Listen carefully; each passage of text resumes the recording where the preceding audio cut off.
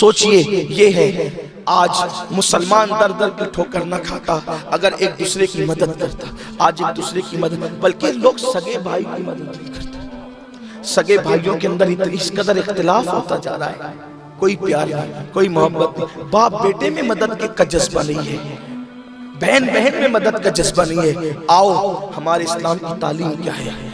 ایک دن اللہ کے رسول صلی اللہ علیہ وآلہ وسلم کی بارگاہ میں ایک صحابی آئے, ایک صحابی رسول, ان کا نام ہے حضرت سیدنا جابر ابن عبداللہ انصاری رضی اللہ عنہ.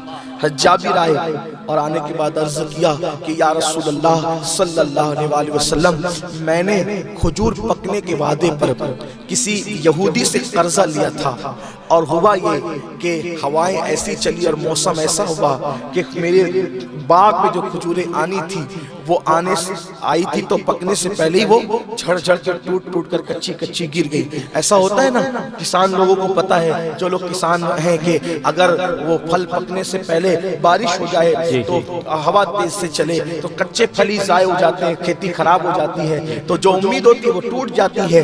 حضرت جابر رضی اللہ تعالیٰ عنہ کا کھجور کا باغ تھا بہت بڑا. انہوں نے کھجور پکنے کی وعدے سے قرضہ لیا تھا, لیکن ہوائیں چلی, کچی کھجوریں ہی ٹوٹ گئی اور وہ جو پھول تھے وہی ختم ہو گئے. تو اب یہ تھا کہ وہ قرضہ ادا نہیں ہو سکے گا. تو یا رسول اللہ اب وہ بہت تنگ کر رہا ہے, یا رسول اللہ میں کیا کروں. اب میرے آقا علیہ الصلوۃ والتسلیم کہہ دیتے, جابر میں کلمہ پڑھانے آیا ہوں, میں نماز پڑھانے آیا ہوں, یہ قرضوں کے معاملے میں شریک ہونے نہیں آیا ہوں. لیکن قربان میرے آقا کی شان, سر بالی, انہیں رحمت کی ادا لائی ہے, حال بگڑا ہے تو بیمار کی بن آئی ہے. میرے سرکار نے فرمایا ٹھیک ہے جابر, چلو میں تمہارے ساتھ چلتا ہوں اور اس سے بات کرتے ہیں. اللہ اکبر. میرے آقا صلی اللہ علیہ وآلہ وسلم حضرت جابر کے قرضے کے معاملے میں خود سے چل کر, جن کی چوکھٹ پر چل کر سدرۃ المنتہا جبریل امین بار بار آتے ہیں. جبریل جس کی چوکھٹ پہ چکر لگاتے ہیں وہ رسول ایک یہودی کے دروازے پہ جا رہے ہیں, اپنی خاطر نہیں بلکہ ایک مسلمان اپنے صحابی اپنے غلام کی خاطر سرکار چل کر جا رہے ہیں. بتائیں مسلمانوں, کیا ہمارے اندر بھی یہ جذبات ہیں, کیا ہمارے اندر بھی یہ احساسات ہیں؟ نہیں نہیں, یہ احساسات ہمارے اندر نہیں ہے. بڑی معذرت کے ساتھ صرف داڑھی کا نام دین, صرف ٹوپیوں کا نام دین, صرف تسبیحوں کا نام دین. یاد رکھنا دین وہ ہے جو مصطفیٰ جان رحمت نے عطا کیا ہے. دین وہ ہے جس کی تعلیم مصطفیٰ جان رحمت صلی اللہ علیہ وآلہ وسلم نے دی ہے. اللہ اکبر. میرے آقا علیہ السلام ایک یہودی کے دروازے پہ چل کر کے جاتے ہیں اور فرماتے ہیں دیکھو جابر کے ساتھ یہ حادثہ ہو گیا ہے, اس لیے میں تمہاری چوکھٹ پہ چل کے آیا ہوں کہ تم اس کی قرض کی مدت بڑھا دو. اس نے کہا یا رسول اللہ آپ میرے دروازے پر آئے, میں بڑا خوش نصیب ہوں, لیکن میں اب اس کی کوئی مدت نہیں بڑھا سکتا کیونکہ میں پہلے کئی بار ان کو مہلت دے چکا ہوں, مدت بڑھا چکا ہوں, اب میں مزید ان کو کوئی مدت اور مہلت نہیں دوں گا. سرکار نے فرمایا ایک کام کرو, میرے کہنے پہ مہلت دے دو, اگر یہ قرض اب نہیں دے گا تو ذمہ داری میں لیتا ہوں, میں اس کا قرضہ چکا دوں گا. اس نے کہا نہیں, اب میں کوئی مہلت نہیں دے سکتا. اللہ اکبر. سرکار ابدقرار صلی اللہ علیہ وسلم اس کے دروازے سے واپس آ گئے, واپس لوٹے, اس نے نہیں مانا سرکار کی بات. حضرت جابر کا چہرہ اتر گیا, چہرہ چھوٹا چھوٹا ہو گیا. حضور علیہ السلام اب گھر نہیں گئے, ان کے باغ میں گئے. سرکار میں کیا کروں؟ سرکار فرماتے ہیں ایک بار میں اکیلے جاتا ہوں,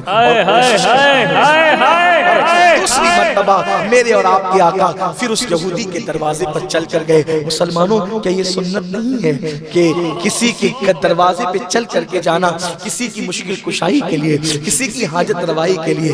آپ مجھے بتائیں, بولو ہمیں پتا ہوتا ہے کہ فلاں مسلمان مشکل میں پھنسا ہوا ہے, لیکن کیا کبھی ہم یہ کوشش کرتے ہیں کہ ہم اس کی تکلیف دور کر دیں, ہم اس کی مشکل دور کر دیں؟ بڑی معذرت کے ساتھ, کیونکہ ہم اللہ کے لیے نہیں جی رہے, ہم ریاکار ہو گئے, ہم اللہ کے لیے نہیں جی رہے, ہم منافقت کہیں نہ کہیں کر رہے ہیں. اگر اللہ کے لیے جیتے تو ہم ان رات کی تنہائیوں میں جو لوگ سردیوں میں ٹھٹر رہے ہوتے ہیں, خاموشی میں جا کے ان کے وجود پہ کمبل ڈال دیتے ہیں. اگر ہم اللہ کے لیے جی رہے ہوتے ہیں تو راستے میں پڑے رہنے والے فقیروں کے پاس بیٹھ کر ہم انہیں کھانا کھلا دیتے. لیکن ہم یہ سب کام کیوں کریں گے؟ کیونکہ ہم نے تو کام وہاں کرنا ہے جہاں ہماری تصویریں چھپ رہی ہیں. ہم نے تو یہ کام وہاں کرنا ہے جہاں ہمارے نام کے نعرے لگنا ہے، ہم نے تو یہ کام وہاں کرنا ہے جہاں میں سیٹ صاحب کہہ کے پکارا جانا ہے۔ مگر یاد رکھنا، تصویریں چھپانے کے لیے کرو گے، سیٹ صاحب کہلانے کے لیے کرو گے اور نعرے لگوانوں کے لیے کرو گے، اللہ کہے گا جس کے لیے کیا تھا وہی سب دے دیا، یہاں کچھ نہیں ہے۔ لیکن اللہ کے لیے کرو گے تو پھر سیٹ صاحب تمہیں وہاں کہہ کے پکارا جائے گا، اعزازات وہاں دیے جائیں گے، انعامات وہاں دیے جائیں گے۔ ہاں، قوم کی بیٹیاں اب بھی ایسی جو کسی سیٹ صاحب کا انتظار کر رہی ہے کہ اس کی مدد آئے گی تو میری شادی ہو جائے گی۔ ہاں یہ ہوگا۔ کیا ہم سموہ لگن کو فروغ دے رہے ہیں تو ایسا نہیں ہو سکتا کہ ہم خاموشی سے ایک ایک شادی یہ کہہ کر کے نپٹا دیں کہ ہم نہیں کر رہے کوئی اور کر رہے ہیں۔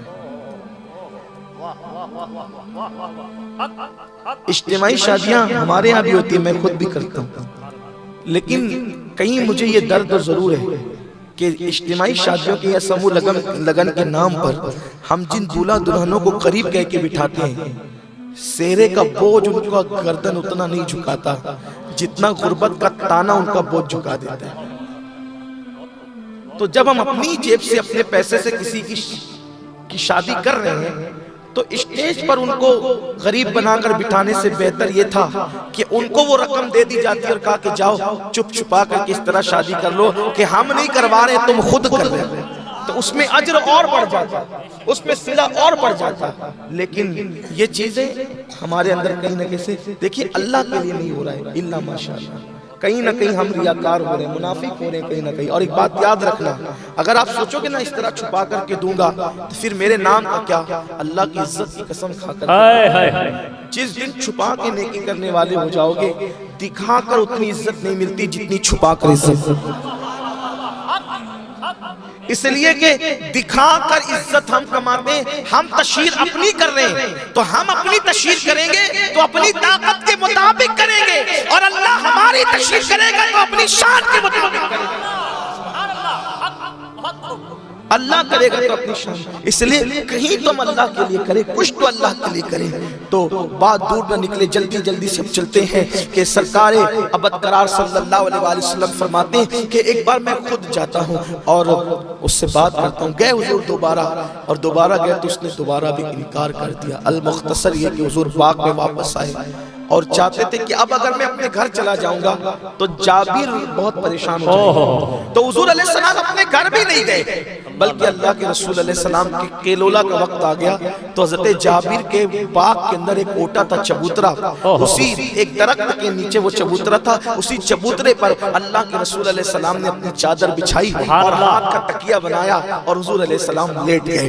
قربان جائیں، کونین کے مالک ہیں، مالک جنت ہے، اور زندگی کی شان کیا ہے کہ چادر بچھا دیتے ہیں اور ہاتھ کا تکیہ بنا کر وہیں پر سو جاتے ہیں۔ اللہ اکبر، اپنا حال تو یہ ہے کہ نرم گدوں کے بغیر ہمیں نیند نہیں آتی اور وہاں ہاتھ کا تکیہ ہے اور چادر ہے۔ اللہ کے حبیب صلی اللہ علیہ وآلہ وسلم سو گئے، لیکن سونے کے درمیان صحابہ نے ایک معجزہ دیکھا کہ چونکہ دوپہر ڈھلتی جا رہی تھی اور جہاں سایہ تھا وہاں سایہ ختم ہوتا جا رہا تھا، قریب تھا کہ حضور کے پیروں پر دھوپ آنا شروع ہو جاتی حالت نیند میں۔ صحابہ نے دیکھا درخت نے بڑھ کر اپنی ٹہنی کو بڑھا دیا، درخت نے بڑھ کر اپنی ٹہنی کو بڑھا دیا اور اللہ اکبر، پھر حضور علیہ السلام اٹھے، وضو کیا، وضو کرنے کے بعد اللہ کے حبیب علیہ السلام نے 2 رکعت نماز پڑھی۔ حضرت جابر نے کہا حضور اب کیا ہوگا؟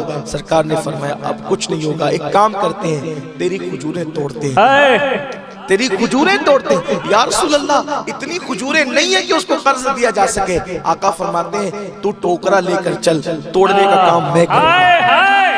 جابر سمجھ گئے کہ آج کوئی معجزہ پھر آنکھوں سے دیکھنے کو ملے گا۔ جابر ٹوکریاں لے کر چلتے رہے، حضور کھجوریں توڑتے رہے حتیٰ کہ کھجوریں ٹوٹتی رہی اور ٹوکرا بھرتا رہا، کئی ٹوکرے بھر گئے اور پھر سرکار نے فرمایا موج لے، کتنا ہے اس کا قرض؟ جابر کہتے ہیں خدا کی عزت کی قسم درختوں پہ کھجوریں اتنی نہیں تھی، لیکن جب وہ کھجوریں تولی گئی تو اس کو دے کر بھی میری کھجوریں بچ گئی۔